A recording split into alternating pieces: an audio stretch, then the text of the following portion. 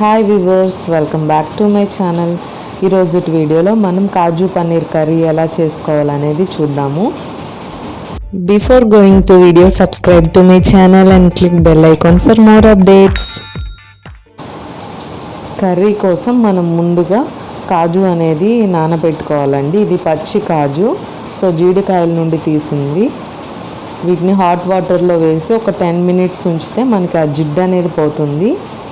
Next మనం ఆ వాటర్ని స్టెయిన్ చేసుకొని మళ్ళీ మనం ఫ్రెష్ వాటర్లో అనేది కూల్ వాటర్లో వేసుకోవాలి. వేసుకొని ఒక 10 minutes తర్వాత మనం తోలు అనేది తీసేసుకోవాలి. సో తోలు తీసేసి మనం వాడుకుంటామండి జీడిపప్పుని. సో ఊరికే వచ్చేస్తుంది మనకి. హాట్ వాటర్లో వేసి ఒక 10 minutes ఉంచితే మనకి తోలు అనేది త్వరగా వచ్చేస్తుంది. సో ఇట్లా మనం సపరేట్ చేసి పెట్టుకోవాలి. నెక్స్ట్ పన్నీర్ అనేది నేను అమూల్ వాళ్ళది తీసుకున్నాను. సో నేనేం హోమ్ మేడ్ ఏం కాదండి, జస్ట్ నేను కొన్నదే యూజ్ చేస్తున్నాను. సో నెక్స్ట్ ఆ కాంబినేషన్లో నేను రైస్ అనేది చేస్తున్నాను పన్నీర్ కర్రీలోకి. సో దానికోసం నేను 1.5 glass బాస్మతి రైస్ తీసుకొని సోక్ చేసుకున్నాను. సో మీరు చూస్తున్నారు కదా, సో మొత్తం నేను పీల్ అనేది తీసి సపరేట్ చేసి పెట్టుకున్నాను. నెక్స్ట్ మనం ప్యాన్ అనేది పెట్టుకొని ఆయిల్ వేసుకోవాలి. అందులో బిర్యానీ ఆకు, చెక్క, యాలకులు, లవంగాలు వేసుకోవాలి. అలానే కొంచెం జీలకర్ర కూడా వేసుకోవాలి. నెక్స్ట్ ఇందులో నేను కర్రీలో యూజ్ చేస్తున్నవన్నీ పేస్ట్లు యూజ్ చేస్తున్నాను. అంటే ఆనియన్ పేస్ట్, అలానే టమాటా పేస్ట్ అనేది యూజ్ చేస్తున్నాను. సో మీరు ఈ ఆయిల్లోనే పచ్చిమిర్చి కూడా వేసుకోవచ్చు. నేను మాత్రం కారం వేయాలని చెప్పి నేను యూజ్ చేయలేదు ఇక్కడ. సో ఆనియన్ పేస్ట్ అనేది నేను ఆయిల్లో వేస్తున్నాను. సో గ్రేవీగా ఉండాలి అని అంటే పేస్ట్లు కొంచెం కచ్చా పచ్చగా మిక్సీకి వేసుకొని వాడండి. లేదని నార్మల్గా కూడా యూజ్ చేయొచ్చు, బట్ ఇట్లా చేస్తే గ్రేవీ అనేది ఎక్కువగా వస్తుంది. కొంచెం ఆనియన్ పేస్ట్ అనేది కలర్ చేంజ్ అవ్వగానే మనం మాడనివ్వకుండా చూసుకోవాలి. ఫస్ట్ కొంచెం కలర్ చేంజ్ అయితే సరిపోతుంది.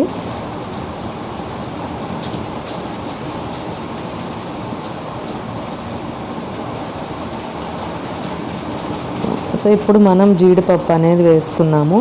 సో ఇక్కడ మీరు మామూలు జీడిపప్పు కూడా యూజ్ చేసుకోవచ్చు. అవి మాత్రం మనం ఆయిల్లో ఫ్రై చేసుకొని కర్రీలో యూజ్ చేసుకోవచ్చు.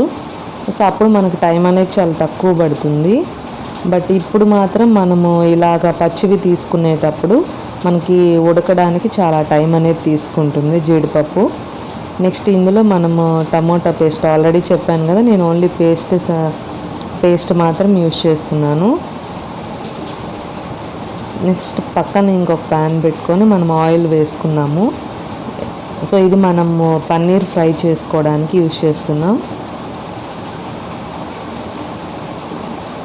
సో పన్నీర్ అనేది మనం డీప్లో పెడతాం కదండి, సో అది మొత్తం కూల్ డౌన్ అయిపోయి మనం అప్పుడు ఫ్రై చేసుకోవాలి. మీకు కావాల్సిన సైజెస్ ఆల్రెడీ ప్యాకెట్లో కట్ చేసి ఉంటుంది. సో మీకు అంత సైజ్ కూడా అవసరం లేదంటే ఇంకొంచెం మనం కట్ చేసుకోవచ్చు. సో మనకు జస్ట్ అలా గోల్డెన్ కలర్లో వస్తే సరిపోతుంది లైట్గా. సో ఇట్లా ఫ్రై చేసి కర్రీలో యూజ్ చేయడం వల్ల మనకి ఏదైనా స్మెల్ కానీ, పన్నీర్లో ఉండే స్మెల్ కానీ, సో టేస్ట్ అనేది మనకు చాలా బాగుంటుంది. ఆ స్మెల్ పోయి టేస్ట్ కూడా చాలా బాగుంటుంది. సో మనకి కర్రీ అనేది కొంచెం టైం పడుతుంది. ఇది జీడిపప్పు అనేది ఉడకడానికి టైం తీసుకుంటుంది. సో ఈలోపు మనము రైస్ ప్రిపరేషన్ అనేది స్టార్ట్ చేస్తున్నాను. రైస్లో కావాల్సినవి చూద్దాము. సో ఫస్ట్ స్పైసెస్ అనేవి తీసుకోవాలి. నెక్స్ట్ మనకి ఆనియన్స్, టమాటా, నెక్స్ట్ కొత్తిమీర అనేది చిన్నగా కట్ చేసుకొని పెట్టుకోవాలి. సో ఇదంతా మనకి రైస్లోకి యూజ్ అయ్యేవి. నెక్స్ట్ కర్డ్ అనేది కొంచెం తీసుకోవాలి. అలానే అల్లం వెల్లుల్లి పేస్ట్ అనేది మనకు ఫ్రెష్గా తీసుకుంటే బాగుంటుంది. సో ఆయిల్ ఫ్రై అవ్వగానే మనం స్పైసెస్ అనేవి అందులో వేసుకొని, సో అవి ఫ్రై అవ్వగానే మనం ఆనియన్స్ అనేవి వేసుకోవాలి.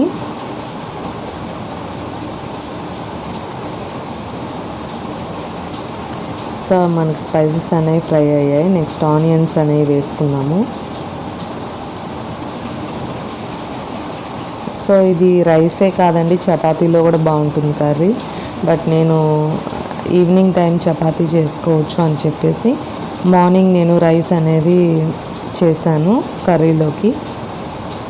సో మనము ఆనియన్స్ అనేవి కొంచెం విడదీసుకోవాలి, అవి పీసెస్ లాగా విడదీసుకొని మనం కొంచెం లైట్గా కలర్ అనేది చేంజ్ అవ్వాలి ఆనియన్స్.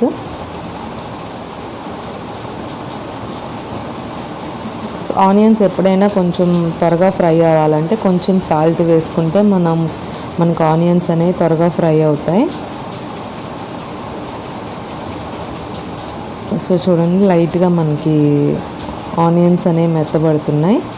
ఇప్పుడు మిర్చి అనేవి మనం పొడుగ్గా కట్ చేసుకొని వేసుకోవాలి.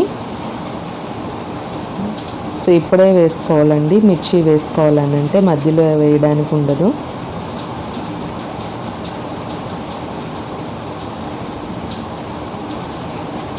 సో ఇవి కొంచెం ఫ్రై అవ్వాలి, మనకి ఆనియన్స్ అనేవి కొంచెం కలర్ అనేది రావాలి.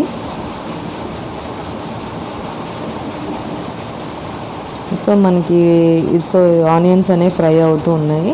సో మనం కర్రీ చూస్తే మనకి జీడిపప్పు సైజ్ అనేది మనకు కొంచెం ఇంక్రీజ్ అవుతుందండి. ఆ ఆనియన్స్ వాటర్ తీసుకొని సో మనకి జీడిపప్పు అనేది మ్యాక్సిమం ఉడికిపోయి ఉంటుంది. నెక్స్ట్ టమోటా పేస్ట్ అనేది కొంచెం వాటర్ కలిపి మనము యూజ్ చేయాలి. సో మరీ థిక్ పేస్ట్ అయితే మనకి కర్రీ అనేది మరీ థిక్గా వచ్చేస్తుంది. సో అట్లా కాకుండా కొంచెం వాటర్ అనేది యాడ్ చేసుకోవాలి టమాటా పేస్ట్తో పాటు. సో చూడండి, మనకు ఆనియన్స్ అనేవి కొంచెం కలర్ అనేది చేంజ్ అయింది. ఇప్పుడు అల్లం వెల్లుల్లి పేస్ట్ అనేది వేసుకోవాలి. వేసుకొని మనం అడుగంటకుండా మిక్స్ చేయాలండి. ఇది అల్లం వెల్లుల్లి పేస్ట్ వేసినప్పుడు మనకు అడుగంటుతుంది. సో అట్లా అంటకుండా నీట్గా మనం మిక్స్ చేస్తే అడుగంటకుండా మనకు మామూలుగా మీ ఆనియన్స్తో పాటు మిక్స్ అయిపోతుంది.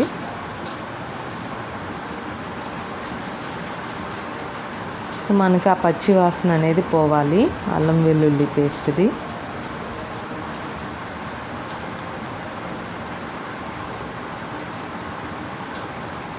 సో చూడండి, మనకు అడుగంటలేదు, చాలా నీట్గా ఉంది. నెక్స్ట్ మనం టమాటాస్ అనేది వేసుకోవాలి. సో ఇవి కూడా మనకి మగ్గాలండి. టమాటా త్వరగానే మగ్గిపోతుంది మనకి.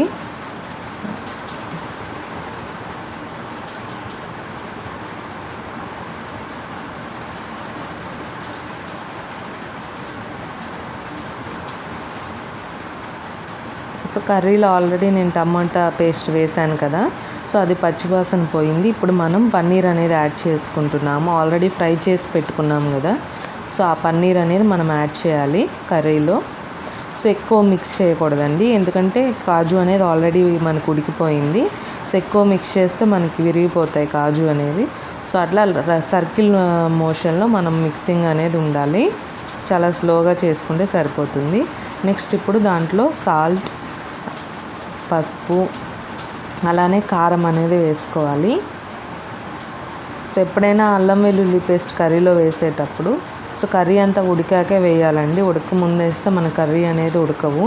సో అందువల్ల ఏంటంటే మనం ఏదైతే కాజు పన్నీర్ అనేది మనం తీసుకున్నామో అవి బాయిల్ అయ్యాక అల్లం వెల్లుల్లి పేస్ట్ వేసుకొని అలానే సాల్ట్, కారము, పసుపు, నెక్స్ట్ ఇంకా మనం ఏదైతే వేసుకోవాలనుకుంటున్నామో సో ధనియాల పౌడర్, జీలకర్ర, గరం మసాలా, సో ఇవన్నీ కూడా మనం కర్రీలో వేసుకోవాలి. సో ఇవన్నీ కూడా మనము కర్రీ అనేది అయిపోయింది మనం దించేస్తామన్న 10 minutes ముందే వేయాలి. సో ఇప్పుడు నేను కొత్తిమీర కూడా వేసేసాను. సో ఇక 5 minutes కర్రీ అనేది ఉడికితే సరిపోతుంది.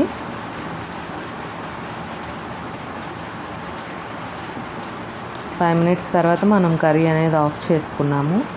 నెక్స్ట్ మనము రైస్కి చూస్తే సో మనకు టమాటా అనేది మగ్గిపోయింది.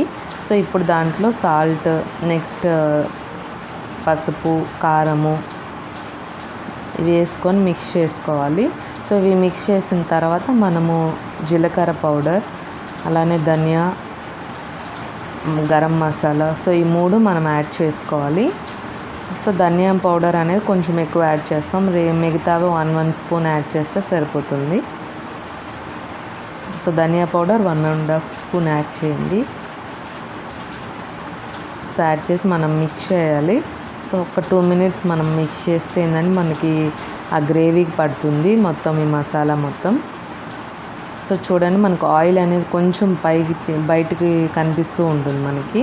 సో అంటే ఏంటంటే మనకు ఆల్రెడీ ఏదైతే గ్రేవీ మనం మిక్స్ చేస్తున్నామో సో అది మనకి బాయిల్ అయిపోయినట్టు పర్ఫెక్ట్గా కుక్ అయిందని అర్థం. సో ఇప్పుడు మనం పెరుగు వేసి మిక్స్ చేసుకొని సో ఉండలు లేకుండా మిక్స్ చేసుకోవాలి. నెక్స్ట్ మనం కొత్తిమీర కూడా వేసుకోవాలి. ఇందులోనే పుదీనా కూడా వేసుకోవచ్చండి. సో వేసుకొని మిక్స్ చేసి ఒక 2 మినిట్స్ తర్వాత మనము ఎసరు అనేది యాడ్ చేసుకోవాలి ఇందులో. ఎసరు వచ్చేసి మనము ఏదైతే బియ్యం తీసుకున్నామో సో 1 గ్లాస్కి 1.5 గ్లాస్ వాటర్ మెజర్మెంట్స్లో తీసుకోవాలి.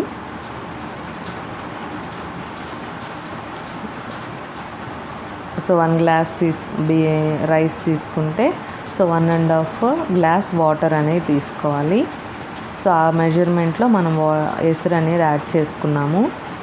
సో ఎసరు యాడ్ చేసుకున్న తర్వాత సో మనం సాల్ట్ అనేది చెక్ చేసుకోవాలి. ఎందుకంటే ముందు వేసింది మనకి గ్రేవీకి సరిపోతుంది, సో రైస్కి అనేది సరిపోదు. సో అందుకోసం మనం ఎసరు యాడ్ చేసిన తర్వాత సాల్ట్ అనేది యాడ్ చేసుకోవాలి రైస్ కోసం. సో కొంచెం ఎక్కువ ఉండాలండి సాల్ట్, మనకి మరీ ఎక్కువ కాదు, లైట్గా ఉండాలి ఎక్కువ. సో అప్పుడు మనకి రైస్ ఉడికినప్పుడు కరెక్ట్గా సరిపోతుంది. సో నేను ఆల్రెడీ రైస్ కూడా వేసేసాను. సో ఆల్రెడీ మనం సోక్ చేసుకున్నాం కదా, సో ఆ రైస్ అనేది నేను వేసాను. సో చూడండి మన హై ఫ్లేమ్లో అనేది ఉండాలి. సో అప్పుడే మనకి త్వరగా ఇది విరగకుండా మనకి రైస్ అనేది రెడీ అవుతుంది. సో కొంచెం తేమగా ఉన్నప్పుడు మనం ఈ ఫాయిల్ పేపర్ అనేది పెట్టి క్లోజ్ చేసేసుకొని పైన ఏదైనా బరువైన వస్తువు పెడితే సో అప్పుడు ఏంటంటే మన వేపర్ అనేది బయటికి పోకుండా మనకి రైస్ అనేది పర్ఫెక్ట్గా కుక్ అవుతుంది. సో కర్రీ ఆల్రెడీ మనకు అయిపోయింది కదా, సో ఆ కర్రీ బౌల్ అనేది నేను దీని మీద పెడుతున్నాను.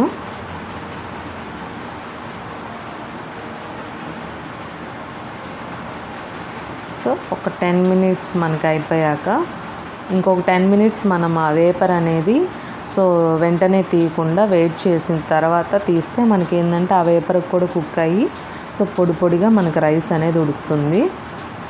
సో చూడండి మనకి విరిగిపోకుండా సో రైస్ అనేది ఎట్లా ఉంది.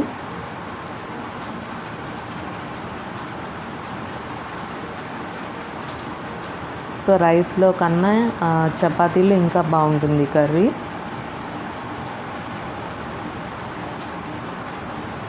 సో చూసారు కదండి నా వీడియో. సో వీడియో కనుక మీకు నచ్చితే తప్పకుండా లైక్ చేయండి, అలానే షేర్ చేయండి, సబ్స్క్రైబ్ చేయడం మాత్రం మర్చిపోవద్దు. మళ్ళీ నెక్స్ట్ వీడియోలో కలుసుకుందాం. Bye friends.